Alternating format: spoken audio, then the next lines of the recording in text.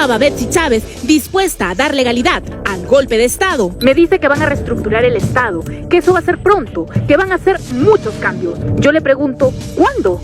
Y ella me dice, ahora mismo, tengo que sacar el decreto supremo. Y Chávez me dice, tranquila. Yo le pregunto, ¿y ahora qué viene? Y ella me dice que va a hacer adelanto de elecciones. Yo le pregunto, ¿generales? Ella no responde. A su efímero y absurdo golpe de Estado, Pedro Castillo sintió el respaldo de dos de sus más fieles allegados. Pasaron cosas importantes. Primero, Betsy Chávez dijo, bien, presidente. Y luego ella y el presidente se abrazan por un lapso de 5 segundos. Y luego el presidente y el señor Aníbal Torres se abrazan por un lapso de 15 segundos, de manera significativa. Una foto. Y Aníbal Torres me vio y me quiso asesinar con los ojos. Claramente hubo desesperación para ubicarlo, o cómo entender las insistentes llamadas de Betsy Chávez y luego las del expresidente. Betsy Chávez acaba de caer y se va presa. Y es que la periodista de TV Perú, quien es testigo en fiscalía y estuvo presente en el despacho presidencial mientras Pedro Castillo leía la carta dando el golpe de Estado, la ha delatado abiertamente y remece al país revelando detalles secretos y un documento bomba que demuestran que Betsy Chávez siempre mintió. Un decreto supremo que Pedro Castillo firmó, y se revientan las llamadas desesperadas de Castillo y Betsy al entonces ministro del Interior, Willy Huerta, minutos después del golpe.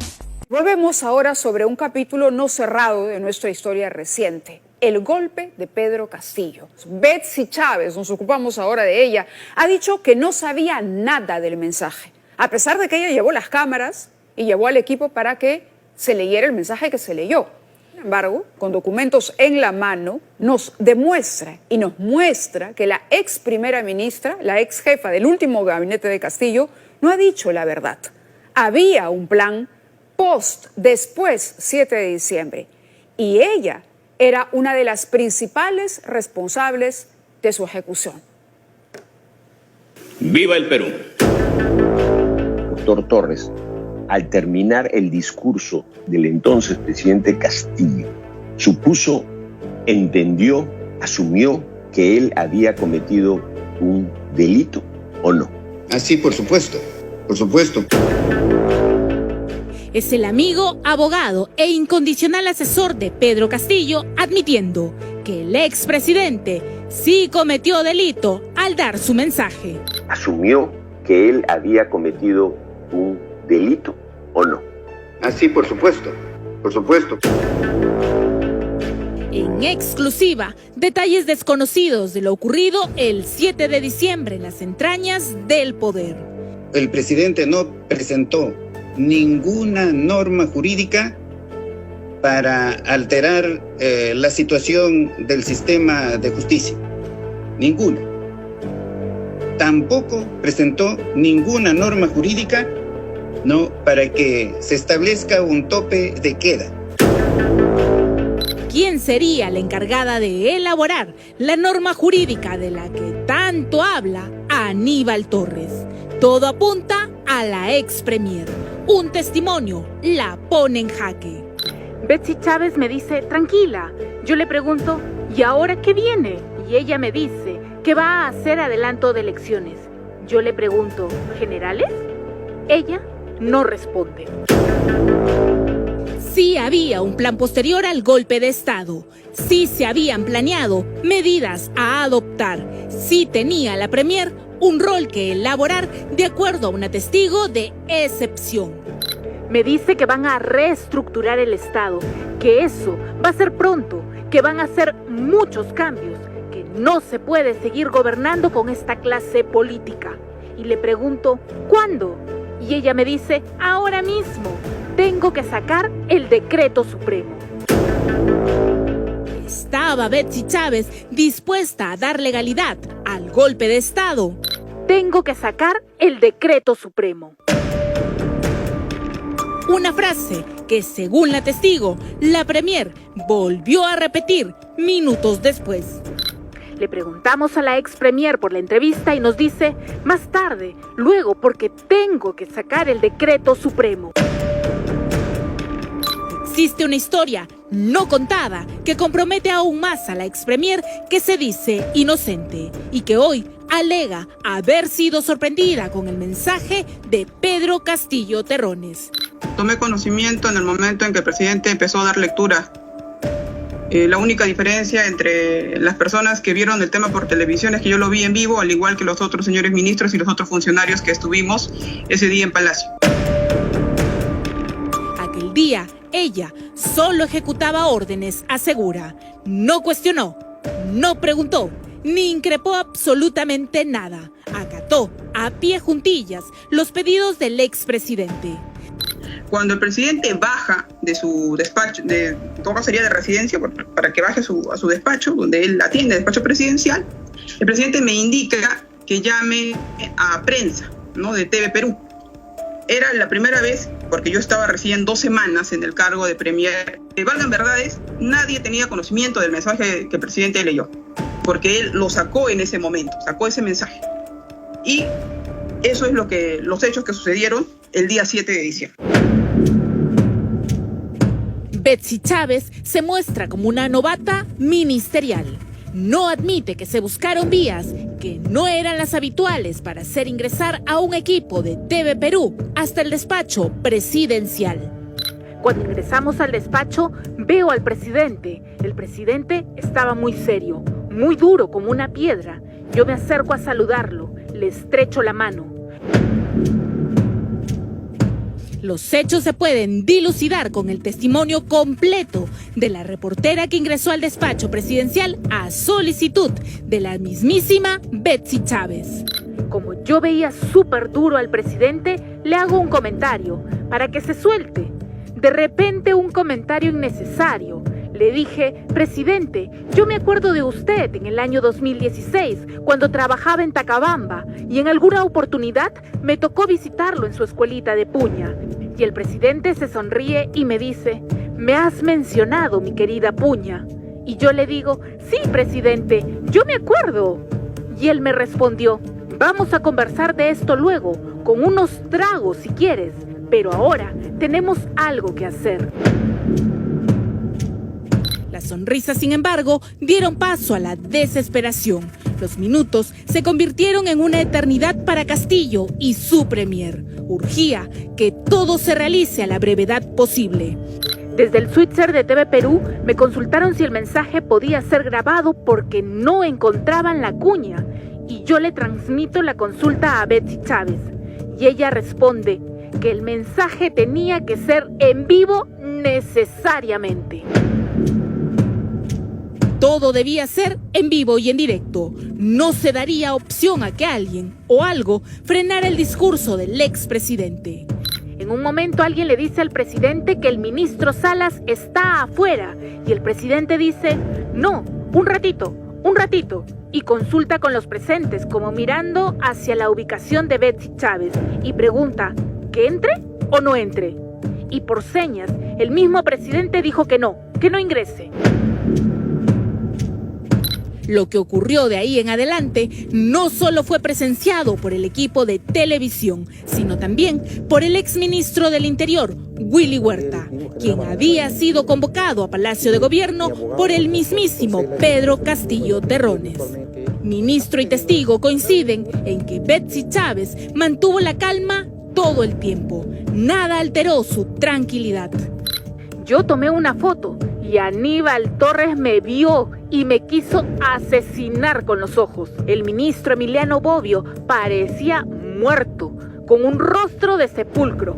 El ministro Huerta es trigueño y en ese momento estaba blanco, que se desmayaba. Betsy Chávez, ella estaba muy tranquila. Terminado el mensaje y antes de sentir el peso de la derrota, tras su efímero y absurdo golpe de Estado, Pedro Castillo sintió el respaldo de 2 de sus más fieles allegados. Pasaron cosas importantes. Primero, Betsy Chávez dijo, bien, presidente. y luego ella y el presidente se abrazan por un lapso de 5 segundos, y luego el presidente y el señor Aníbal Torres se abrazan por un lapso de 15 segundos, de manera significativa, de manera cálida, de respaldo, de amigos, como cuando abrazas a alguien que está pasando por una situación difícil.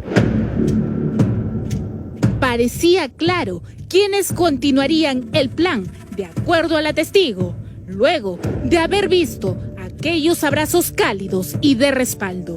Betsy Chávez la acompañó a la salida y, de acuerdo a su extensa declaración fiscal, le reveló las acciones que se suscitarían después, acciones que revelarían que sí había una estrategia orquestada. Betsy Chávez me dice, tranquila. Yo le pregunto, ¿y ahora qué viene? Y ella me dice que va a hacer adelanto de elecciones. Yo le pregunto, ¿generales? Ella no responde. Betsy Chávez no solo habló de adelanto de elecciones, que es de suponer serían únicamente parlamentarias. Habló también de cambios y de decretos supremos que debía firmar y publicar. Me dice que van a reestructurar el Estado, que eso va a ser pronto, que van a hacer muchos cambios, que no se puede seguir gobernando con esta clase política. Yo le pregunto, ¿cuándo? Y ella me dice, ahora mismo, tengo que sacar el decreto supremo. ¿Qué decreto supremo quería publicar Betsy Chávez? ¿Buscaba acaso darle legalidad al golpe de Estado? Según la testigo, ella le aseguró que el discurso de Pedro Castillo no quedaría únicamente en palabras. Me parece de película, ¿no? Pensé que al final iba a decir que esto era una broma, ¿no? Totalmente falso. Yo me acerco, le indico al presidente lo que dije hace un momento en mi narración, que era una decisión compleja. Inmediatamente salgo de escena para ver si afuera alguien tenía conocimiento del discurso leído, vuelvo a ingresar para que salgan tanto los señores de prensa, porque ellos tenían que salir por donde habían ingresado, y no abrazo a la señora de prensa, ni al señor de prensa, ni nada de eso. Pero Betsy no era la única que tenía papeles por firmar. Pedro Castillo también. Terminó el mensaje, vi que las doctora Betsy con el doctor Aníbal se acercaron, ¿no?, a él. No sé, no escuché lo que conversaban. Ahí lo mira al ministro de Defensa, obvio. Lo mira y le dice, ¿me trajo el documento?, le dijo. Sí, señor presidente, le dice. Se acerca a él con un folder. Él entrega el folder, el presidente mira y firma un documento. Yo no sé cuál es el contenido. Los testimonios indican que cuando Betsy Chávez retornó al despacho presidencial, Pedro Castillo había perdido la intrepidez, pero no el nerviosismo. Me mira a mí y me dice, por favor, que refuercen las casas de seguridad de mis padres y de la doctora Betsy y el doctor Aníbal. Doy la vuelta y llamo yo al general Lozada Morales. Le pido de parte del presidente, por favor, que refuercen la casa de sus padres y la doctora Betsy y el doctor Aníbal. En ese momento el general Lozada me dice, conozco la casa de los padres, creo que en San Juan de Lurigancho, y la del doctor Aníbal, que es ahí Isidro. Pero la doctora Betsy Chávez no la conozco. O sea, usted le pide a Betsy su dirección. Le pido su dirección. ¿Y ella en ningún momento le dice para qué quiere mi dirección? No me dijo. Betsy Chávez aceptaba la seguridad, pues no dudó en entregar inmediatamente su dirección. ¿Por qué Pedro Castillo solo pidió seguridad para 2 de sus más cercanos y fervientes colaboradores? No hizo una solicitud para todo su gabinete, sino única y exclusivamente para Aníbal Torres y para Betsy Chávez. Lo que hice es retirarme, salir. Me voy. Primera oportunidad, salí del lugar. Me fui de salir del despacho y directamente abandoné las instalaciones del Palacio de Gobierno. Sin el apoyo del ministro del Interior y por ende de la policía, Pedro Castillo se quedaba sin uno de sus soportes. Lo necesitaba de su lado. Fue entonces que la Premier fue la primera en buscar al ministro. Lo llamó y este no respondió. También me llamó la ex Premier Betsy Chávez, 2:38, 12:40, y como no le contestaba a las 12:40, A las 2:44 me mandé un mensaje, ministro. Acá está. Y usted no le responde. No le respondo. Porque yo sabía que estaba en el palacio. O sea, ellos no se dan cuenta cuando usted se va. Parece que no, porque yo me escapaba. Yo no me despedí de nadie. Claramente hubo desesperación para ubicarlo.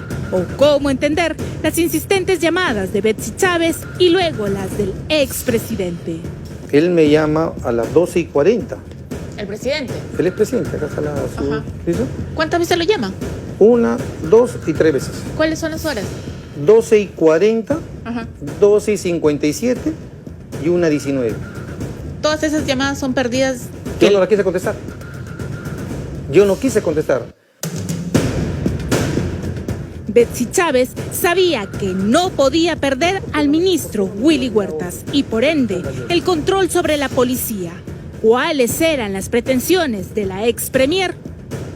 Me dice que van a reestructurar el Estado, que eso va a ser pronto, que van a hacer muchos cambios, que no se puede seguir gobernando con esta clase política. Yo le pregunto, ¿cuándo? Y ella me dice, ahora mismo, tengo que sacar el decreto supremo. Su estrategia ha cambiado. Ahora desconoce a todos y a todo aquello que la vincule con el golpe de Estado. Los testigos y sus testimonios, sin embargo, la incriminan. Convocar a elecciones y hacer cambios en la estructura del Estado y probablemente todavía tendremos que esperar algún tiempo para conocer cuáles son los cambios que pretendían hacer en el Estado. Lo que sí va quedando claro es que la señora Betsy Chávez y el señor Aníbal Torres no desconocían los planes de Pedro Castillo. Y la verdad sorprende, llama muchísimo la atención la manera en que niegan lo acontecido, niegan que hayan sabido siquiera algo de lo que Castillo diría ese día. No se les mueve un músculo de la cara, un músculo de la cara. Y es imposible, señora Betsy Chávez, creer que usted no tenía o no tuvo nada que ver. Aquí los documentos se los mostraremos, se los enseñamos, le leemos nuevamente el testimonio, cierto o no, que ella tenía además listo ya, por lo menos en su cabeza, este decreto supremo post 7 de diciembre.